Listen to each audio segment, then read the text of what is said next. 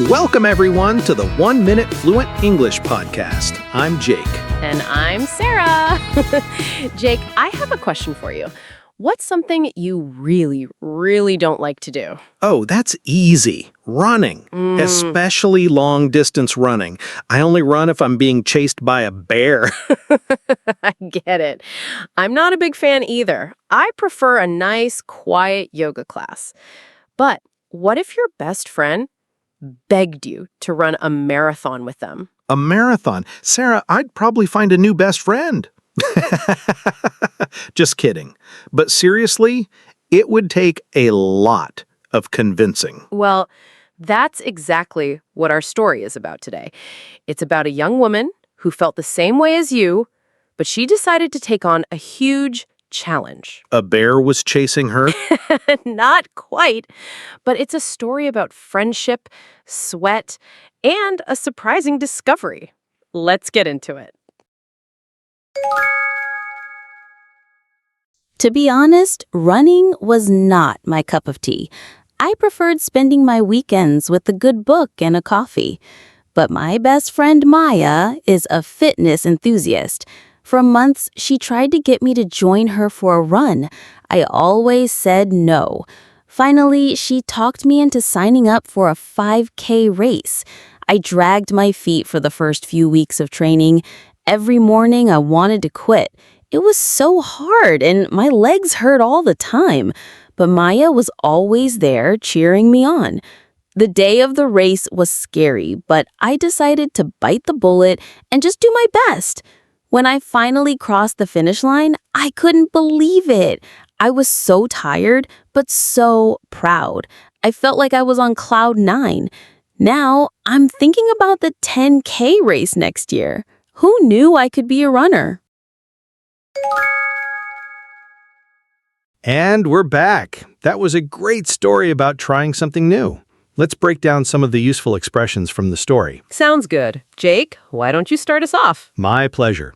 The first one is not my cup of tea.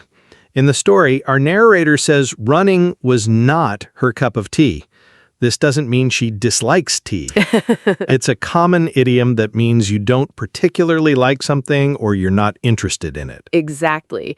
So if your friend asks you to go to a horror movie and you hate scary movies, you can say, "Sorry, that's not my cup of tea." It's a polite way to say you're not a fan of something. Right. It's softer than saying I hate it.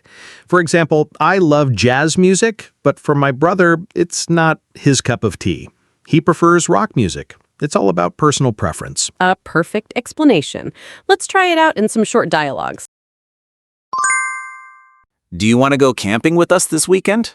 Thanks for the offer, but camping's not my cup of tea. What do you think of this modern art painting? Honestly, it's not my cup of tea. I prefer classical art. All right, next up we have talked me into. Our runner said her friend Maya talked me into signing up for a 5K race. This phrase means someone convinced you or persuaded you to do something that you probably didn't want to do at first. I know this one well. My friends are always talking me into trying new restaurants that are super spicy. I usually regret it later.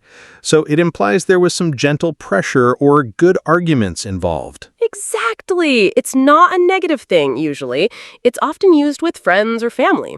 For example, a car salesman could talk you into buying a more expensive model. Or like in our story, a friend can talk you into a positive challenge. So it's about being persuaded. You were a little hesitant, but they were very convincing. Precisely. It's a very common and useful phrase. Now let's practice with a couple of dialogues. I can't believe you're singing in the talent show. I know. My sister talked me into it. Why did you buy this expensive jacket? The salesperson talked me into it. She said it was the last one. Okay, the third expression is dragged my feet.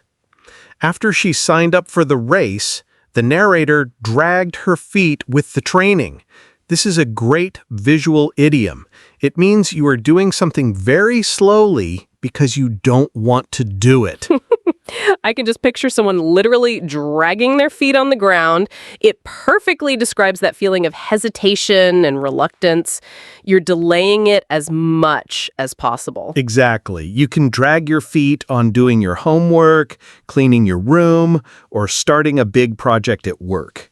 It's about procrastination because of a lack of enthusiasm. So it's not just about being slow, it's about being slow on purpose because you're unmotivated. For instance, the company dragged its feet on responding to customer complaints. A perfect example. It shows they were slow and unwilling to act. Okay, let's try it out. Have you finished your report yet? It was due yesterday. Sorry, I've been dragging my feet on it all week. Why are you so late? I dragged my feet getting ready because I didn't want to come to this party. Next on our list is bite the bullet. The storyteller was scared on race day, but she decided to bite the bullet and do her best. This idiom means you decide to do something difficult or unpleasant that you have been avoiding. You face the situation with courage. This phrase has a cool history. It said that in the past, before modern medicine, doctors would give patients a bullet to bite on during surgery to help them deal with the pain. Wow, that's intense. So it really means to endure a painful or difficult situation bravely. For example, if you are afraid of the dentist, you have to just bite the bullet and make an appointment. Right. You know it's going to be unpleasant, but you do it anyway because it's necessary. You can't avoid it forever.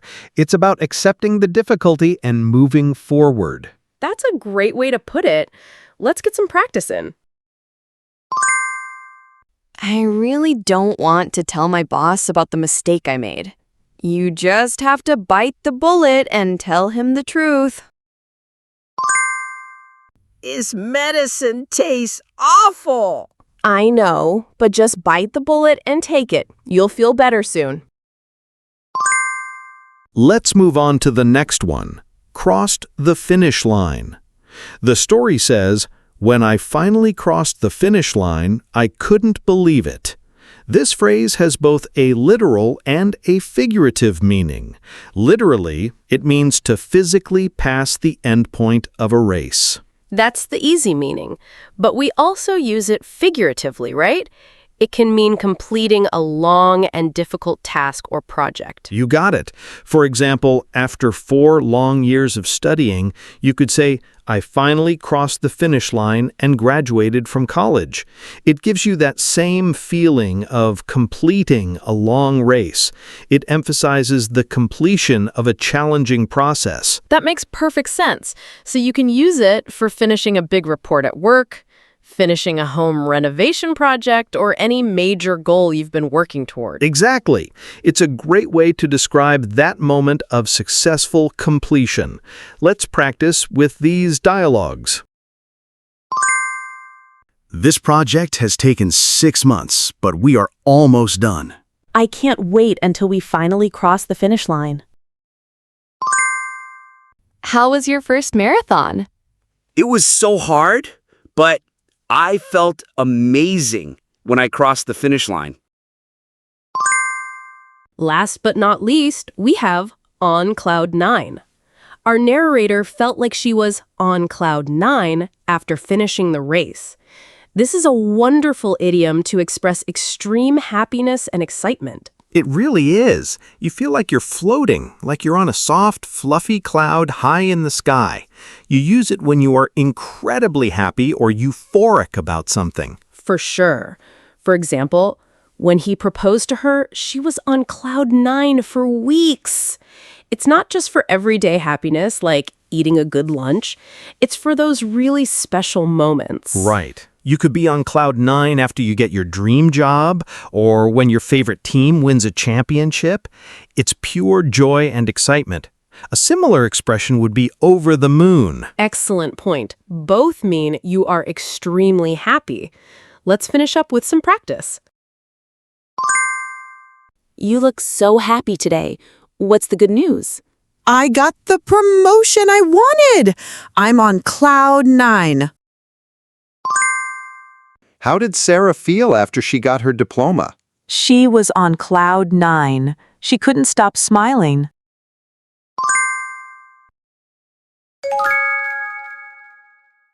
Now it's time for our shadowing practice. This is a great way to improve your pronunciation and fluency. You are going to hear the story again, sentence by sentence. Your job is to listen and repeat what you hear. That's right. Try to copy the speaker's speed and intonation exactly. Don't worry about being perfect. Just give it your best shot. For the first round, we'll provide on-screen subtitles to help you. The second time, there will be no subtitles. Challenge yourself. Are you ready? Let's begin. To be honest, running was not my cup of tea. I preferred spending my weekends with a good book and a coffee. But my best friend Maya is a fitness enthusiast. For months, she tried to get me to join her for a run. I always said no.